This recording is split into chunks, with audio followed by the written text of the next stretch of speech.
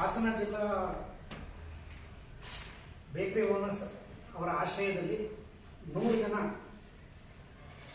ಆಹಾರೋದ್ಯಮಿಗಳಿಗೆ, bakery ಇರ್ಬೋದು, sweet stall ಇರ್ಬೋದು, ಸಣ್ಣ ಕೆಫೆಗಳಿರ್ಬೋದು, ಇವರೆಲ್ಲರ ಮಾಲೀಕರಿಗೆ ಮತ್ತು ಕಾರ್ಮಿಕರಿಗೆ ಫಾಸ್ಟ್ ಟ್ರ್ಯಾಕ್ ಕಾರ್ಯಕ್ರಮವನ್ನು ಹಮ್ಮಿಕೊಂಡಿದ್ದೇವೆ. ಫಾಸ್ಟ್ ಟ್ರ್ಯಾಕ್ ಕಾರ್ಯಕ್ರಮ ಫುಡ್, ಆಹಾರ ಸಂಸ್ಕರಣೆ ಮತ್ತು ಶುಚಿತ್ವ, ನೈರ್ಮಲ್ಯ ಇದನ್ನೆಲ್ಲ ಕಾಪಾಡೋದು ಹೇಗೆ ಅನ್ನೋದ್ರ ಬಗ್ಗೆ ಸರ್ಕಾರದಿಂದ ಆಯೋಜಿಸಿರತಕ್ಕಂತಹ ಒಂದು ಸರ್ಟಿಫಿಕೇಟ್ ಪ್ರೋಗ್ರಾಮ್. ಈ ಕಾರ್ಯಕ್ರಮದಲ್ಲಿ ಭಾಗವಹಿಸಲು ಉಚಿತ ಕಾರ್ಯಾಗಾರ ಇದು. ಇದಕ್ಕೆ ಸರ್ಕಾರದಿಂದ ಮಾನ್ಯತೆ ಪಡೆದಂತಹ ತರಬೇತಿದಾರರು ಬರ್ತಾ ಇದ್ದಾರೆ ಮತ್ತು ಸರ್ಟಿಫಿಕೇಟ್ಗಳನ್ನು ಸಹ, ಪ್ರಮಾಣ ಪತ್ರಗಳನ್ನು ಭಾಗವಹಿಸಿದ್ದಕ್ಕೆ ನಾವು ತಲುಪಿಸ್ತಾ ಇದ್ದೇವೆ. ಇವತ್ತೇ ಇದೆ. ಜಾಗೃತಿ ಕನ್ವೆನ್ಷನ್ ಹಾಲ್, ಬೇಲೂರು ರಸ್ತೆ, Vijayanagara. Karnataka bakery sweets association ಇದು ಬೇರೆ ಬೇರೆ ಮೊದಲಿಂದ ಬಂದಿತ್ತ? ಹೌದೌದು. ಬೇರೆ ಆಗಿತ್ತ? ಇಲ್ಲ ಇಲ್ಲ, ನಾವೇ ಸಪರೇಟ್ ಬಾಡಿಗಳಿದ್ವಿ, ಈಗ ಜೊತೆ ಆಗ್ತದೆ. ಈಗ ಇರೋದು ಎರಡನೇ ರಾಜ್ಯದಲ್ಲಿ ಇಲ್ಲ, ಈಗ ಬೇರೆ ಬೇರೆ ಜಿಲ್ಲೆಗಳಲ್ಲಿ ಬೇರೆ ಬೇರೆ, ಈಗ ಉಡುಪಿಯವರು ಸಹ ನಮ್ಮ ಜೊತೆ ಕೈ ಜೋಡಿಸಿದ್ದಾರೆ.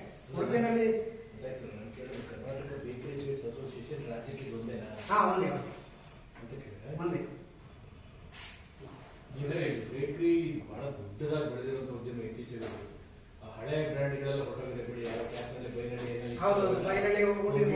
ಡಿಫರೆಂಟ್ ಆದದ್ದು ಇದೇ ಸ್ವರೂಪನೇ ಬೇರೆ ಸ್ವರೂಪ ಆಗಿದೆ.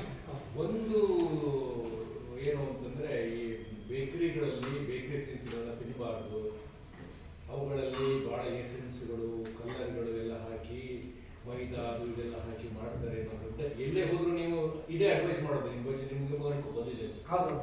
ಈ ಆರೋಪದಿಂದ ನೀವು ಯಾಕೆ ಗೊತ್ತಾಗ್ತಾ ಇಲ್ಲ ಅನ್ನೋದು ಒಂದು. ಎರಡನೇದಾಗಿ ನೀವು ಅದನ್ನ ಆತರ ಆರೋಗ್ಯಕ್ಕೆ ಪರಿಣಾಮ ಬೀರುವಂತದನ್ನ ನೀವು ಹಾಕ್ತಾ ಇದ್ದೀರಾ. ಜೊತೆಗೆ ಅತಿ ಹೆಚ್ಚು ಲಾಭವನ್ನ ತಂದು ಕೊಡುವಂತ ಉದ್ಯಮ ಅನ್ನೋದು ಕೂಡ ಏನು ಸರ್? ಈಗಾಗಲೇ ನೀವು ಹೇಳಿದ ಪ್ರಶ್ನೆಗೆ ನಾವು ಇದುವರೆಗೂ ಕೂಡ ಅಪ್ಗ್ರೇಡ್ ಆಗಬೇಕು. ಈಗ ಕಾಲಕ್ಕೆ ಕಾನೂನುಗಳು ಮತ್ತೆ ಫುಡ್ ಸೇಫ್ಟಿ ಕಾನೂನುಗಳೆಲ್ಲ ಚೇಂಜ್ ಆಗ್ತಾ ಇದ್ದಾವೆ, ಬದಲಾವಣೆಗಳಾಗ್ತಾ ಇದ್ದಾವೆ ಕಾಲಕ್ಕೆ. ಹಾಗಾಗಿ ನಮ್ಮ ಒಂದು ಹಾಸನ ಬೇಕರಿ ಮಾಲೀಕರ ಸಂಘದ ವತಿಯಿಂದ ಮತ್ತೆ KBSA ಬೆಂಗಳೂರು ಸಹಯೋಗದಲ್ಲಿ ನಮ್ಮ ಕಾರ್ಮಿಕರಿಗೆ ಮತ್ತು ಮಾಲೀಕರಿಗೆ ಒಂದು ತರಬೇತಿಯನ್ನು ನೀಡಬೇಕು. ಯಾವ ರೀತಿ ಬೇಕರಿಗಳನ್ನ, ಯಾವ ರೀತಿ ಫುಡ್ ಕಲರ್ಸ್ ಇದೆ, ಆ ಕಲರ್ಸ್ ಯೂಸ್ ಮಾಡಬೇಡಿ ಅಂತ ಎಲ್ಲೂ ಹೇಳಿಲ್ಲ, ಮಾಡಬೇಕು, ಯಾವ ಪ್ರಮಾಣದಲ್ಲಿ ಮಾಡಬೇಕು ಅನ್ನೋದನ್ನ ಒಂದು ತರಬೇತಿ ಮುಖಾಂತರವಾಗಿ ಇವತ್ತು ನಾವು ಅದೇ ತರಬೇತಿಯನ್ನು ಕೊಡ್ತಾ ಇದ್ದೀವಿ ಹಾಸನಲ್ಲಿ. ಈ ಬೇಕರಿ ಮಾಲೀಕರು ಮತ್ತೆ ಕಾರ್ಮಿಕರು ಎಲ್ಲರೂ ಕೂಡ ಇವತ್ತು 2:30 ಗಂಟೆಗೆ ಜಾಗತಿಕ ಕನ್ವೆನ್ಷನ್ ಅಲ್ಲಿ ಅದ್ರ ಬಗ್ಗೆ ತರಬೇತಿಯನ್ನು ಕೊಡ್ತಾ ಇದ್ದೀವಿ. ಯಾಕೆ ನಾವು ಅಪ್ಗ್ರೇಡ್ ಆಗಬೇಕು ಅಂತ ಹೇಳ್ಬಿಟ್ಟು ಆ ಒಂದು ಯೋಜನೆಯನ್ನ ಮಾಡ್ಕೊಂಡಿದ್ದೀವಿ. ಈಗ ಸೈಂಟಿಫಿಕಲಿ ಏನಾದ್ರು ಪ್ರೂವ್ ಇದೆಯಾ ನಾನು ಕೇಳ್ತಿರೋದು. ಬೇಕರಿ ಐಟಮ್ಸ್ ತಿಂದ್ರೆ ಫ್ಯಾಟ್ ಆಗ್ತಾರೆ, ಬಹಳ ದಪ್ಪ ಆಗ್ತಾರೆ, ಅದನ್ನು ತಿನ್ನಿ ಇದನ್ನು ತಿನ್ನಿ ಅಂತ ಹೇಳುವಂಥದ್ದು ಇದೆ. ಹಾಗಾಗಿ ಅದೇನು any scientific reason behind sir, ಮಿತಿಯಲ್ಲಿ ತಗೊಂಡ್ರೆ ಯಾವುದೋ ವಿಷ ಅಲ್ಲ. ನೀವು ಮನೆಯಲ್ಲಿ ಊಟ ಮಾಡಿ ಇದನ್ನ ಸ್ನ್ಯಾಕ್ಸ್ ತರ ಬಳಸಿದ್ರೆ ನಾವು ಅದರಿಂದ ಆರೋಗ್ಯಕ್ಕೆ ಪರಿಣಾಮ ಆಗೋದು ಕಡಿಮೆ. ಮೊದಲು ಡಾಕ್ಟರ್ಗಳು ಹೇಳ್ತಾ ಇದ್ದಿದ್ದು, ಅವ್ರಿಗೆ ನಮ್ಗೆ ಹುಷಾರಿಲ್ಲ ಅಂತಂದ್ರೆ ಬ್ರೆಡ್ ತಿನ್ನಿ ಅನ್ನೋರು.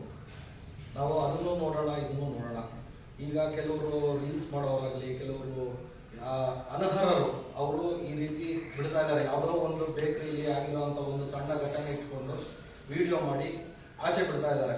ಸೊ ಇಡೀ ಆಹಾರೋದ್ಯಮಕ್ಕೆ, ನಮ್ಮ ಬೇಕರಿ ಅದು ಸ್ವೀಟ್ಸ್ ಆಹಾರೋದ್ಯಮಕ್ಕೆ ಒಂದು ಕೆಟ್ಟ ಹೆಸರು ತರಕ್ಕೆ ಅದು ಒಂದು ಕಾರಣವಾಗಿದೆ.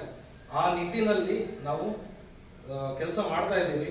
ಅದೇ ರೀತಿ ಸೋಷಿಯಲ್ ಮೀಡಿಯಾಗಳಲ್ಲಿ ನಾವು ಈ ರೀತಿ ನಾವು ಜನರಿಗೆ ಜಾಗೃತಿ ಮೂಡಿಸೋಕ್ಕೋಸ್ಕರ ನಮ್ಮ ಆಹಾರ ವಿಷ ಅಲ್ಲ, ನಿಮ್ಮ ಆರೋಗ್ಯಕ್ಕೆ ನಾವು ನಮ್ಮ ಇದು ಜವಾಬ್ದಾರಿ ಇದೆ ಅನ್ನೋ ಒಂದು ನಿಟ್ಟಿನಲ್ಲಿ ನಾವು ಕೆಲಸ ಮಾಡ್ತಾ ಇದ್ದೀವಿ.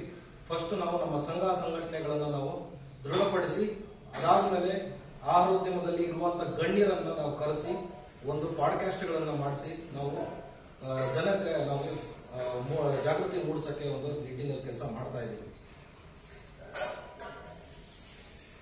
ಆಮೇಲೆ ಇನ್ನೊಂದು ಪ್ರಶ್ನೆ ಕೇಳಿದ್ರಿ, ಬಹಳ ಅತಿ ಹೆಚ್ಚು ಲಾಭ ಇದೆ ಆಹಾರೋದ್ಯಮದಲ್ಲಿ ಅಂತ. ಲಾಭ ಯಾಕೆ ಹೇಳಿದೆ ಅಂದ್ರೆ, ಇದರಲ್ಲಿ ಕೆಲವು ಪ್ರಾಪರ್ಟೀಸ್ ಪರ್ಚೇಸ್ ಮಾಡ್ತಾರೆ, ಅಲ್ಲಿದೆ ಅಂತ ಬೇಕರಿ ಗೊತ್ತಾಯಿತು. ಹೌದು, ವ್ಯಾಪಾರ ಮಾಡೋದೇ ಲಾಭಕ್ಕೋಸ್ಕರ ಸರ್. ವ್ಯಾಪಾರಿಗಳಿರೋದೇ ಲಾಭ ಮಾಡಕ್ಕೆ. ಹಾಗಂತ ಬರೀ ಲಾಭ ಮಾಡ್ಲಿಕ್ಕೆ ಅಂತ ಅಲ್ಲ, ನಮ್ಮಿಂದ ಬಹಳಷ್ಟು ಜನಕ್ಕೆ ಕೆಲಸ ಸಿಗ್ತಾ ಇದೆ, ಬಹಳಷ್ಟು ಜೀವನಗಳು ನಡೀತಾ ಇದೆ, ಬಹಳಷ್ಟು families first primary, secondary, tertiary ಈ ಲೆವೆಲ್ ಅಲ್ಲಿ ಬಹಳಷ್ಟು ಜನಕ್ಕೆ ಅವರ ಜೀವನಕ್ಕೆ ದಾರಿ ಆಗ್ತಾ ಇದೆ. ನಾವು ಈ ರೀತಿ ನೋಡ್ತಾ ಇದ್ದೀವಿ ಸರ್ಕಾರದಿಂದ ಏನೇ ಸಿಗುತ್ತೆ ಸರ್. ಬಹಳಷ್ಟು ಇದೆ. FKCC ಅಂಡರ್ ಬರೋದು ಅದು FKCC ನಿಮಗೆ ಸೌಲಭ್ಯಗಳಿದೆಯಾ? ಇಲ್ಲ, ಈ ಸದ್ಯಕ್ಕಂತೂ ಯಾವುದೂ ಇಲ್ಲ ಸರ್. ಅದೇ ಹೋರಾಟ ಮಾಡ್ತಾ ಇದ್ದೀವಿ ನಮ್ಮ MSME ಅಡಿ ಬರುತ್ತೆ. MSME ಅಡಿ ಬರುತ್ತೆ. Small and medium small and medium enterprise ಅಂತ. ಮೈದಾ ಬಾರಿ ಡೇಂಜರ್ ಅಂತ ಸರ್ ಬ್ರೆಡ್ ತಿಂದ ಸತ್ತವ್ರೆ ಎಲ್ಲ. ನಾನು ಹೇಳಿದ್ದು ಡೇಂಜರ್ ಅಂತಂದ್ರೆ ಯಾವುದೇ ಒಂದು ಪರ್ಟಿಕ್ಯುಲರ್ ವಿಷಯದಲ್ಲಿ ಹೇಳ್ಬೇಕು ಅಂದ್ರೆ ಸ್ಟ್ಯಾಂಡರ್ಡ್ ಆಗಿರುವಂತಹ ಬೇಕರಿಗಳಲ್ಲಿ ಯಾವುದೇ ಒಂದು ವಸ್ತುವನ್ನ ಉಪಯೋಗಿಸ್ಬೇಕಾದ್ರೆ ಅದರ ಗುಣಮಟ್ಟ, ಆ ಗುಣಮಟ್ಟವನ್ನು ಕಾಯ್ಕೊಳ್ಳುವಂತ ಬೇಕರಿಯಲ್ಲಿ ತಿಂದ್ರೆ ಯಾವುದೇ ಪರಿಣಾಮ ಇಲ್ಲ. ಕೆಮಿಕಲ್ನೆಸ್ ಬರ್ತಾ ಇದೆ. ಇರುತ್ತೆ ಸರ್, ಇಲ್ಲ ಅಂತಲ್ಲ. ಎಲ್ಲದರಲ್ಲೂ ಕೆಮಿಕಲ್ ಅಡಿಗೆ ಎಣ್ಣೆನೂ ಇದೆ. ಅಡಿಗೆ ಎಣ್ಣೆ ಕೆಮಿಕಲ್ ಇಲ್ಲದೆ ಯಾವ ಕೆಮಿಕಲ್ನೆಸ್ ಬರುತ್ತೆ. ಬ್ಲೀಚ್ ಇತ್ತು ಸರ್, ಮೊದಲು ಬ್ಲೀಚಿಂಗ್ ಯೂಸ್ ಮಾಡ್ತಾ ಇದ್ರು. ಅದನ್ನೇ ಆಟ ಅಂತ ಹೇಳ್ತಾರೆ ಸರ್. ಯಾವುದೋ ಗೋಧಿನ ಡೈರೆಕ್ಟ್ ಆಗಿ ಮೈದಾ ಮಾಡದೆ ಮಾಡುವಂತ ಪ್ರಾಡಕ್ಟ್ಗಳು ಆಗ್ತಾ ಇದೆ. ಇದರಲ್ಲೂ ಈಗ ಗೋಧಿಯಿಂದ ತಯಾರು ಮಾಡತಕ್ಕಂಥ ಪದಾರ್ಥಗಳನ್ನು ನಾವು ಯೂಸ್ ಮಾಡ್ತಾ ಇದ್ದೀವಿ. ಸಾಕಷ್ಟು ರೆಸ್ಪಾನ್ಸ್ ಬಂದಿದ್ದೀವಿ. ಸುಮಾರು ಬ್ರೌನ್ ಬ್ರೆಡ್ ಅಂತ ಹೇಳಿ ಮಾಡ್ತಾ ಇದ್ದೀವಿ. ಪೂರ ಮಿಲ್ಲೆಟ್ಸ್ ಬ್ರೆಡ್ಡು, ಗೋಧಿ ಬ್ರೆಡ್ಡು, ಮಲ್ಟಿಗ್ರೈನ್ಸು, ಈ ರೀತಿ ವಿವಿಧವಾದ ಹಿಂದೆಲ್ಲ ಬರೀ ಮೈದಾದಲ್ಲೇ ಮಾಡ್ತಾ ಇದ್ರು.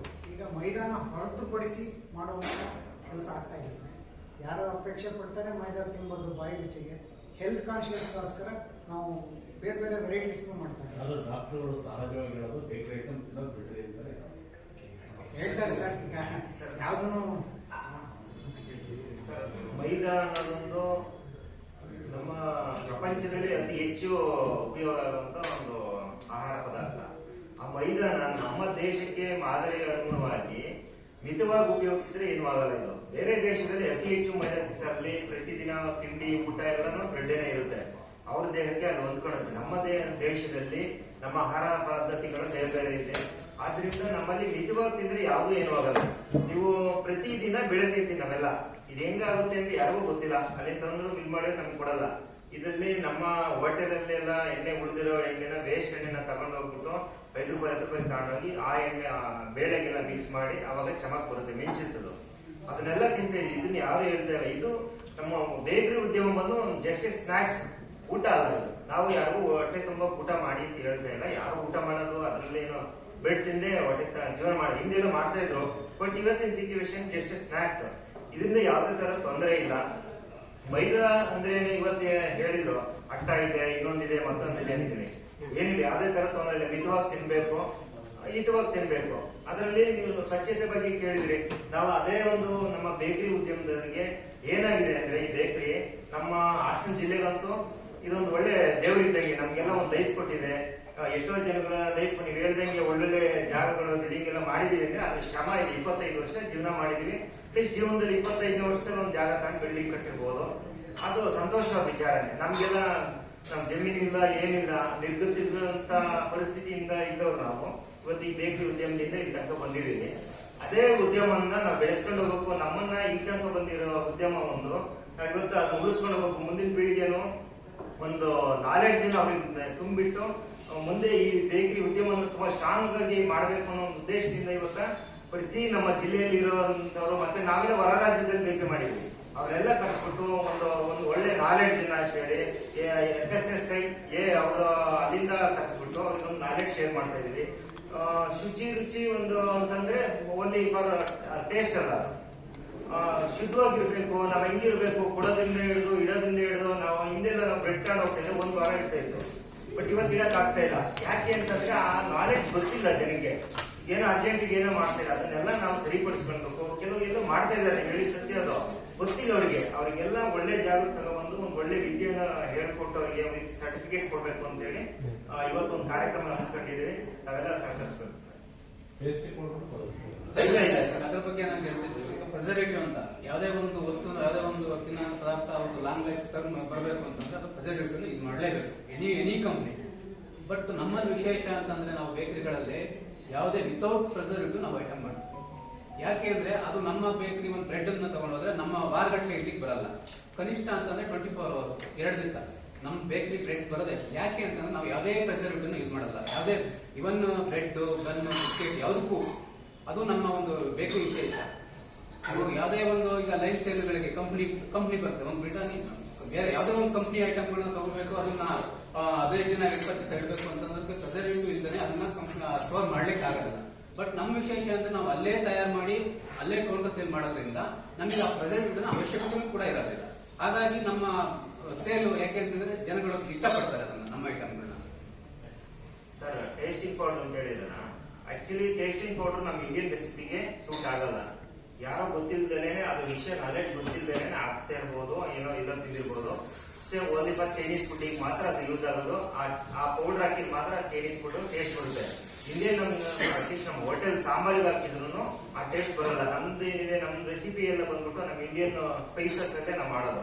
ಬೇಕರಿಗೂ ಯೂಸ್ ಆಗೋದಿಲ್ಲ ಆಕ್ಚುಲಿ. ಹಂಗಾಗಿ ನಾವು ಯಾವ ಬೇಕರಿಯವರು ಉಪಯೋಗಿಸೋದಿಲ್ಲ ಟೇಸ್ಟಿಂಗ್ ಪೌಡರ್. ಎಷ್ಟು ಜನ ಮೆಂಬರ್ಸ್ ಇದ್ದಾರೆ KBS ಅಲ್ಲಿ ಆಲ್ಮೋಸ್ಟ್ 2000 ಮೆಂಬರ್ಸ್ ಆಗಿದ್ದಾರೆ ಜಿಲ್ಲೆ ಒಳಗೆ ಸರ್. ನಮ್ಮಲ್ಲಿ ಈಗ ನಮ್ದು ಏನಾಗಿದೆ ಅಂತಂದ್ರೆ ಮೂಲ ಬೇಕರಿ ಉಟ್ಕೊಂಡಿದ್ದೆ ಮೂಲತಃ ನಮ್ಮ ಮಹಾರಾಷ್ಟ್ರ ಇರ್ಬೋದು, ಕೇರಳ ಇರ್ಬೋದು, ಗೋವಾ ಮತ್ತೆ ಆಂಧ್ರ, ತಮಿಳುನಾಡು ಎಲ್ಲರೂ ಕೂಡ ಹೊರಗಡೆ ಮೂಲತಃ ಈ ಹಾಸನವರೇ ಆಗಿರೋದ್ರಿಂದ. ಬಟ್ ನಮ್ಮಲ್ಲಿ ಈಗ ನಾವು 2012ರಲ್ಲಿ ನಾವು ಇಲ್ಲಿ ಬೇಕರಿ ಮಾಲೀಕ ಸಂಘವನ್ನು ಓಪನ್ ಮಾಡಿದ್ವಿ. ನಾವು ಏನಾಗಿದ್ವಿ, ಎಲ್ಲರೂ ಕೂಡ ಹೊರಗಡೆ ಇದ್ವಿ.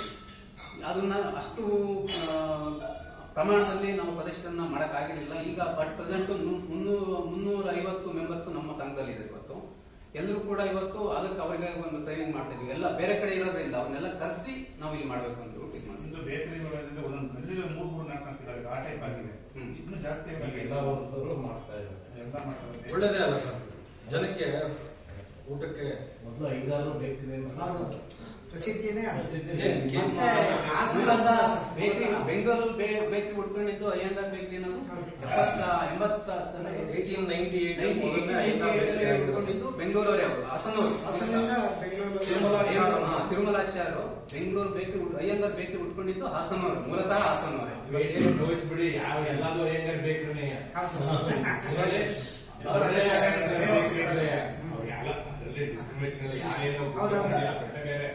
ಅಯ್ಯಂಗಾರ್ ಅಂತ ಪದನ ಇಡೀ ಲೂಟಿ ಹೊಡೆದ್ಬಿಟ್ಟು ಯಾವ ಬಿಜಾಪುರಕ್ಕೆ ಹೋಗಿ ಉತ್ತರ ಕರ್ನಾಟಕ ಜಾಸ್ತಿ ಅದು ಜಾತಿಗೆ ಮೀಸಲಾಗಿಲ್ಲ ಸರ್, ಬ್ರ್ಯಾಂಡ್ ಆಗಿದೆ. ಅದೊಂದು ಬ್ರ್ಯಾಂಡ್ ಈಗ